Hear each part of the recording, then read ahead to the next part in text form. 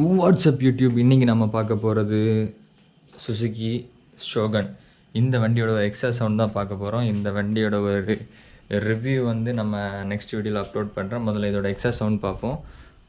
பக்காவாக இந்த வண்டி பெரிய லெவலில் எந்த சேஞ்சஸுமே கிடையாது, ஸ்டாக் கண்டிஷனில் தான் இருக்குது. பெரிய லெவல் எந்த அல்ட்ரேஷனுமே கிடையாது. இந்த வண்டியோட மாடல் பார்த்திங்கன்னா 1995 மாடல் இந்த வண்டி. அண்ட் எல்லாமே பேப்பர்ஸ் எல்லாம் கரண்டில் தான் இருக்குது. அண்ட் நம்ம இப்போ இதோட எக்ஸா சவுண்டை பார்ப்போம்.